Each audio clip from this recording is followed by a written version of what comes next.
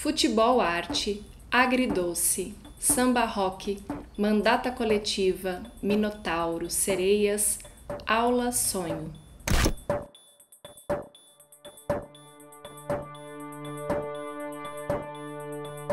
Quando a escola se popularizou, no século XVIII, o tempo de concentração de uma pessoa era praticamente o triplo do que é hoje, e isso determinou a duração das aulas, que giram em torno de 50 minutos. Além do tempo, o formato das aulas também se manteve. Em sua maioria, ouvimos professores palestrando sobre diversos temas. Vamos considerar que o fato de não conseguirmos nos concentrar por mais tempo em determinadas atividades não seja algo exclusivamente ruim, mas um sinal de que a duração e o formato das aulas convencionais não são o único meio de aprendizagem. Há muito aprendizado em processos que duram anos, assim como na rápida visualização de um meme que discute política com humor nas redes sociais. Por esses e outros motivos, criei essa aula sonho breve, para que tenha mais chances de interlocução, mais chances de caber no seu dispositivo e num tempo que seja só seu. Além disso, durante a maior parte desse pouco tempo, eu preferi citar a sabedoria de pessoas que nos ensinam de diferentes formas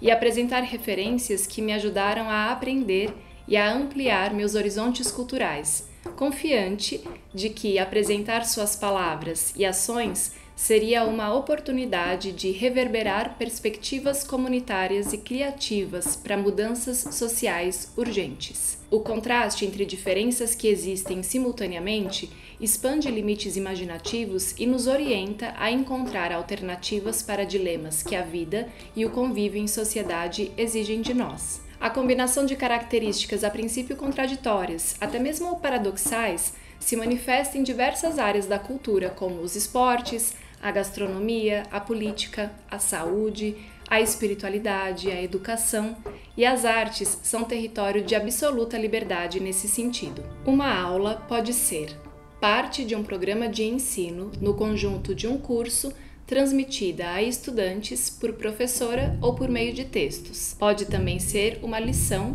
e ainda uma exposição de um tema que uma professora explica a estudantes. Um sonho pode ser imagens e pensamentos que aparecem no decorrer do sono, pode também ser vontade, ideias disparatadas que imaginamos, delírios, e ainda ato ou efeito de sonhar. Sonhar pode ser verbo transitivo direto. Sonhei uma bela viagem. Verbo transitivo indireto. Ontem à noite sonhei com você. E ainda verbo intransitivo. Ele sonhou.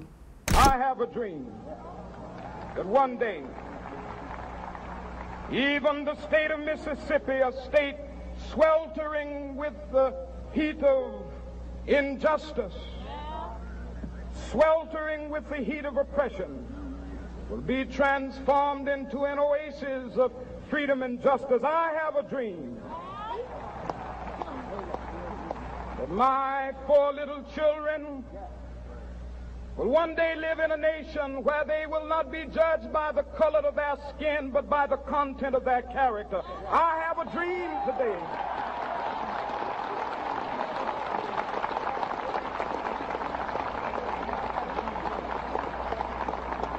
I have a dream that one day down in Alabama, with its vicious racists, with its governor having his lips dripping with the words of interposition and nullification.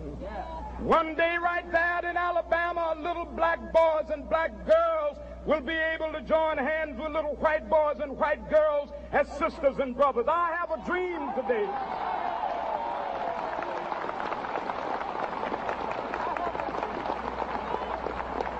Há muitas formas de contarmos histórias e necessariamente diversas perspectivas e versões sobre cada uma delas. Uma peça de teatro pode dar conta de narrar a vida de uma personagem. Uma canção pode tentar explicar o que é o amor. Um prato típico nos revela características de determinada cultura, quais os ingredientes disponíveis na região onde vive um povo, quais desafios naturais e sociais enfrentou, por exemplo, e dados de pesquisa como o nível de insônia da população urbana nos fornecem pistas sobre a saúde dessas pessoas. pessoas. Em Oráculo da Noite, o neurocientista Siddhartha Ribeiro compõe uma narrativa instigante sobre a ciência e história do sono e do sonho. O sono é fundamental para a saúde mental e física, e estamos diante de um desafio considerando nossa falta de tempo para dormir, a iluminação artificial constante nas cidades, as horas que passamos diante das telas de computadores e celulares e as preocupações que sequestram nossa serenidade. Ainda assim, sonhamos. A verdade é que sonhamos durante quase toda a noite e mesmo na vigília, embora chamemos isso de imaginação. As evidências históricas mais antigas sobre a ocorrência de sonhos remontam ao próprio início da civilização, e uma das funções mais frequentemente atribuídas ao sonho é a de oráculo, capaz de desvendar o futuro, determinar presságios, ler a sorte e adivinhar o desígnio dos deuses. A palavra sonho, do latim somnium, significa muitas coisas diferentes. Realizei o sonho da minha vida é uma das frases usadas cotidianamente pelas pessoas para dizer que pretendem ou conseguiram alcançar algo. Todo mundo tem um sonho no sentido de plano futuro. Todo mundo deseja algo que não tem. Desejo é o sinônimo mais preciso da palavra sonho. Passo a passo, através de uma jornada sinuosa, toma corpo uma teoria geral do sono e dos sonhos que compatibiliza passado e futuro para explicar a função onírica como ferramenta crucial de sobrevivência no presente.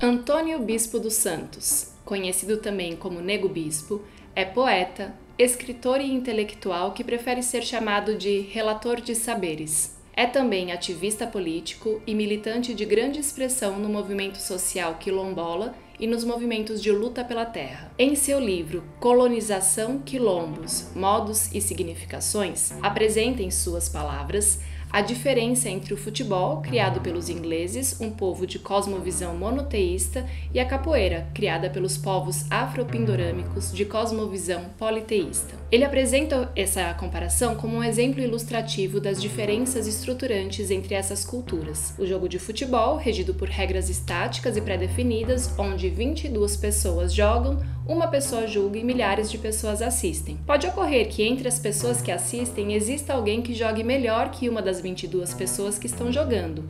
Mesmo assim, dificilmente esse alguém poderá entrar num jogo. Numa roda de capoeira, regida pelos ensinamentos da vida, podemos ter 50 pessoas jogando, uma pessoa ensinando e pouquíssimas assistindo. Entre as poucas pessoas que assistem, pode haver alguma que nunca viu capoeira. No entanto, se esta quiser, ela pode entrar na roda e jogar. Uma pessoa de qualquer sexo e qualquer idade que não conheça nenhuma das duas modalidades tem muito mais probabilidade de ser convidada para entrar numa roda de capoeira que num jogo de futebol. Essa lógica excludente do futebol e inclusiva da capoeira estão presentes no dia a dia e fazem parte do processo organizativo da coletividade. Eis a importância das cosmovisões na organização das sociedades. Como ocupar as estruturas organizacionais hegemônicas e transformá-las. Ao longo da vida, eu passei e passo muito tempo assistindo vídeos de dribles fantásticos. É mágico nos emocionarmos com a beleza. E isso me lembrou um trecho de um texto de Denaldo Alchorne de Souza, que diz: em 1982, o significado de futebol arte era diferente. Não bastava ser um futebol habilidoso e eficiente. Agora, futebol arte significava jogar de forma criativa e justa, sem faltas, sem desonestidade e com muita ética e fair play. No contexto do acirramento das lutas da sociedade civil pela redemocratização, ganhou força a tendência de relacionar o futebol brasileiro ao processo de construção da cidadania plena. Se o técnico Tele Santana e sua equipe continuaram sendo lembrados e saudados como uma referência do estilo brasileiro de jogar futebol, era porque eles representavam valores que eram compartilhados por amplos setores da sociedade à época. Eram valores compartilhados por uma visão de mundo e de Brasil, onde o artístico, o estético e o prazer eram associados à democracia, à justiça e à ética. Em Performances do Tempo Espiralar, a poeta, ensaísta, dramaturga e professora Leda Maria Martins pergunta: De que forma os tempos e intervalos dos calendários também marcam e dilatam a concepção de um tempo que se curva para frente e para trás, simultaneamente, sempre em processo de prospecção e retrospecção, de rememoração e de dever simultâneos? De que forma? Espiralar é o que, no seu entendimento, melhor ilustra essa percepção, concepção e experiência. Em seu livro, ela apresenta composições que visam contribuir para a ideia de que o tempo pode ser ontologicamente experimentado como movimentos de reversibilidade, dilatação e contenção, não linearidade, descontinuidade, contração e descontração, simultaneidade das instâncias presente, passado e futuro como experiências ontológica e cosmológica que têm como princípio básico do corpo não o repouso, como em Aristóteles, mas sim o movimento. De maneira resumida, epistemologia é o conjunto de reflexões gerais em torno da natureza e seus fenômenos, perspectivas acerca do conhecimento humano, estudos, conclusões e métodos dos diferentes ramos do saber científico ou das teorias e práticas em geral, seus paradigmas estruturais, suas relações com a sociedade e a história, formas de organizar e transmitir repertórios e conceitos culturais como o corpo.